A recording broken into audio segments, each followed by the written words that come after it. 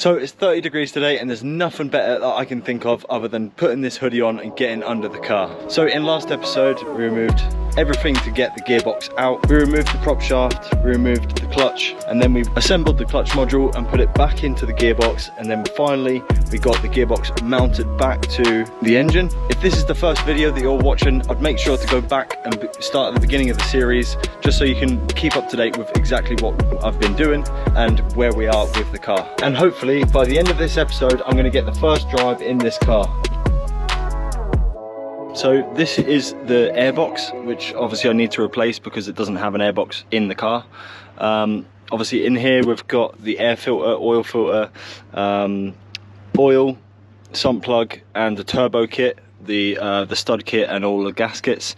So yeah, let's get these fitted and then we're onto the home straight. So the first thing I need to do today is get this stud out of the turbo, because obviously the exhaust can't come out. The exhaust can't go back on without these studs out, and I've got the new stud kit in my auto dock box.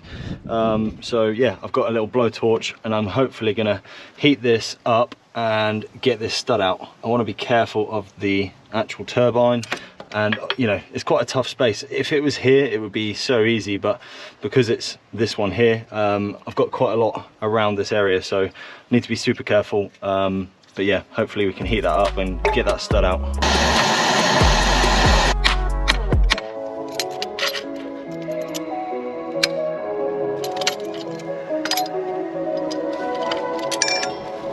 And there we go, finally the stud is out. I need to actually make sure that that stud will come out as well. I haven't actually tried to get that one out, but I'm going to replace all of them.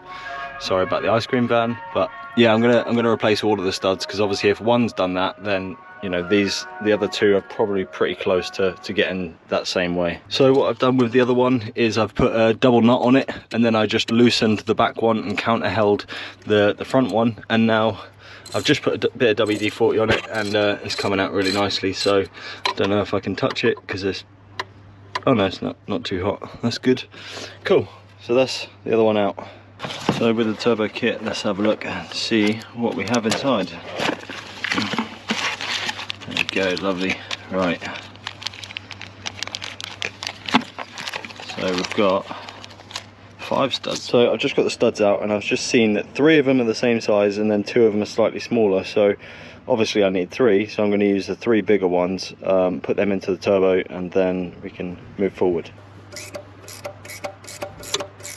I'm going to put the heat shield on the cat like this and try and sort of slide them both in at the same time, just because it was such a pain to get out.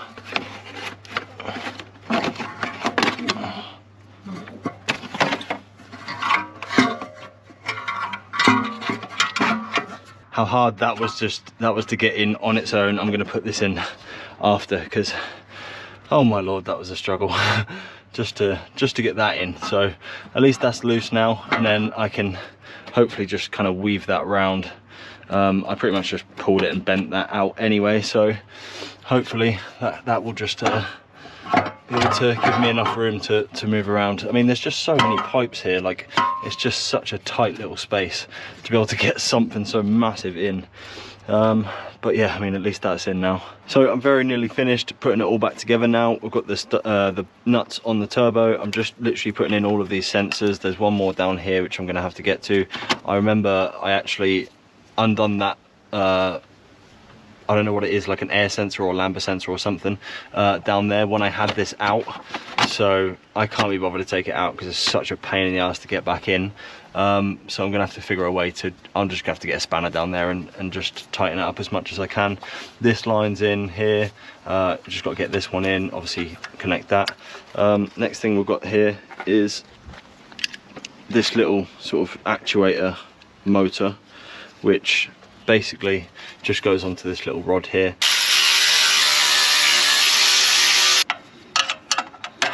So with all the nuts on the turbo, everything's all connected. It's again just that last one down there. I can now start to put the heat shield on.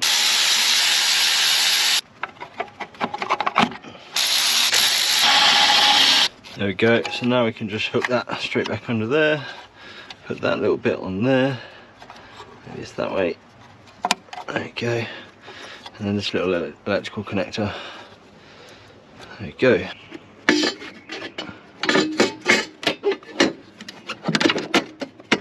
Just gave the top a little bit of a clean up because that is absolutely filthy, and I don't want that going over the new one.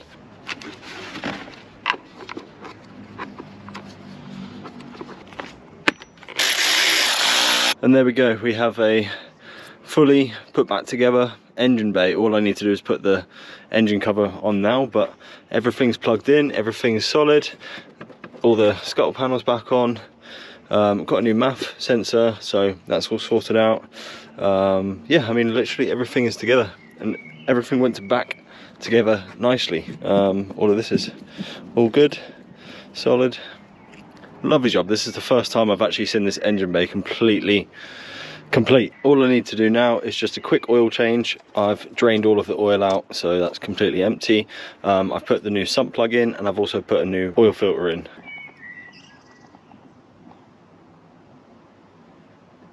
So I was thinking, while the car is on axle stands, I'm going to refurb the wheels myself. So I've done it on the Golf and I didn't record it. So I'd like to record these getting done. I was going to get them properly refurbed by a company, but I thought, you know, at the end of the day, why not? I'll give it a go. And I enjoy doing it. It's good fun. And obviously, yeah, then I can get these ones recorded and show you the process of how to do it. So as you can see, pretty much all of the wheels are, you know, curbed all the way around. That's the front passenger side. Rear passenger side is all chipped up as well and sort of bubbling.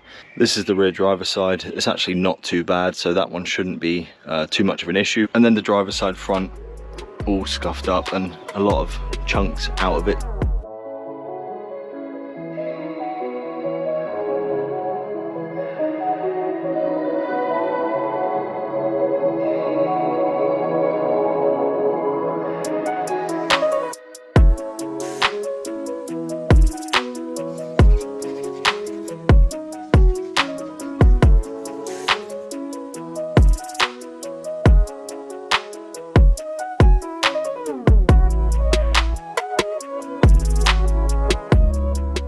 I've just been round and cleaned all the way around the wheel.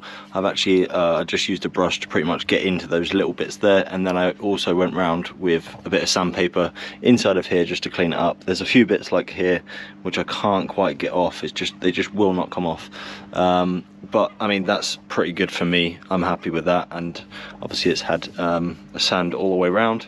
So now it's pretty much ready for some filler on the front side and a little bit on the back side.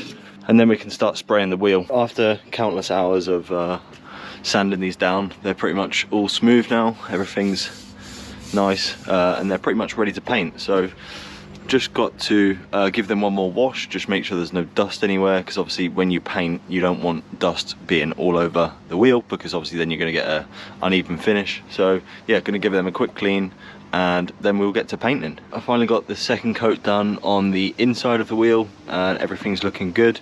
I'm just going to do one more quick coat just to, you know, cover up everything, just make sure everything's sweet, and then we're going to start putting colour on. I'm going to be doing a colour which basically no one's ever done. It's going to be gloss black. So it purely just because I don't really like doing wheels black, but because the car is silver, I just wasn't sure 100% what colour I wanted to go, but I thought, you know, gloss black would actually be really nice, so that's what I'm going to do.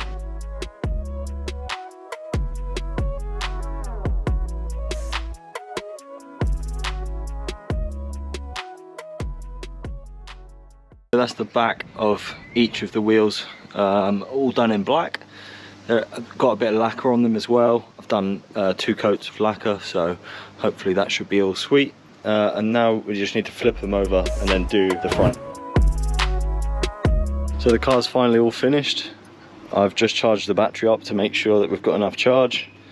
So it's open. Let's give it the first start up. Whew. My heart's beating. I know it starts, but oh. Right, Let's stick it in the first gear. Okay, cool. Yeah, it goes in nice.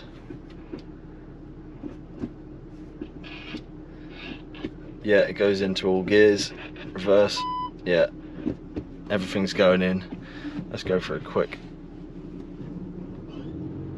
Oh, look at that. Yeah, beautiful. Oh, the clutch is very nice. Oh, what a relief. It seems like we're all good. So the eagle-eyed viewers would have noticed that I actually have an engine light on. Let's quickly check that out. What I normally use is this OBD 11. Just got this little tool here. I've been using this with the Golf, and I'm now going to use it with the Audi. All you got to do is pretty much just plug this in. This is not a sponsored video. OBD 11, sponsor me. But yeah, all you got to do is just plug it into the OBD port, just under the dash here. Let's just turn the ignition on, and then let's have a look. All you do is just load up this app. So once it's connected to the car, all you got to do is just tap scan, and then it will scan everything.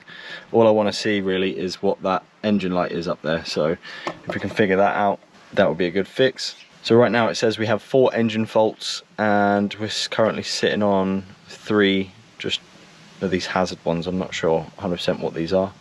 They're just kind of like electrical issues, anything like that. So just give it a minute and we'll see what we're left with. So that's the scan fully done. Let's quickly tap into here and we'll see what those those faults are.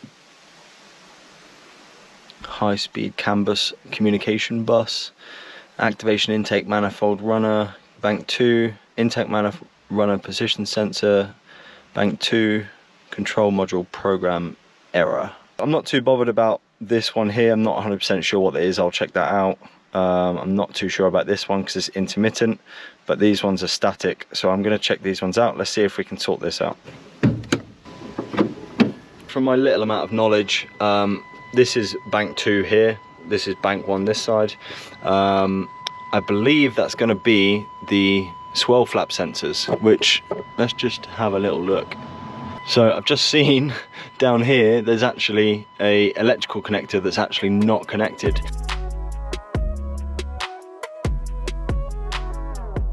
All I really need to do now is just take off these screws here, take off the little actuator, and then plug that plug in.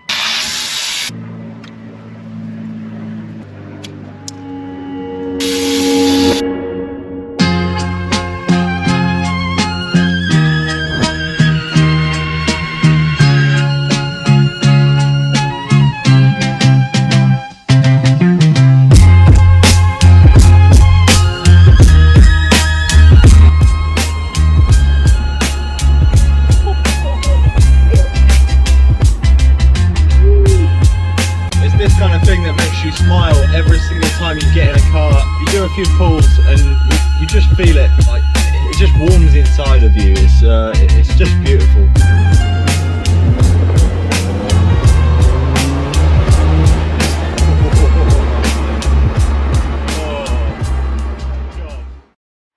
What an absolute masterpiece this car is. I've thoroughly enjoyed fixing it, putting a new clutch and flywheel into it, and now I get to drive it. It's absolutely wonderful. And you know, I love the Golf, but being able to drive something with the kind of power that this has is next level. It's something that, you know, was only a year ago I only started working on cars, and now I'm driving this. This is like, you know, the first project car really, and this just really makes me think what is possible, and you know, where I could potentially get to next year. So this is not going to stop. This is just the beginning. If you did enjoy this video, make sure to hit the subscribe button, hit the like button, and let me know in the comment section below what car I should look for next. I'm already having a look for the next project car. I've still got a few more things to do to the Audi, and I also got a few more bits to do on the Golf before I then decide what I'm going to sell. I need to sell one of them, so let me know in the comment section below which one I should keep. Personally, I already think I know which one I'm going to keep, but you let me know what you think. Thanks so much for watching this video and this whole series. It's something new that I've done to the channel,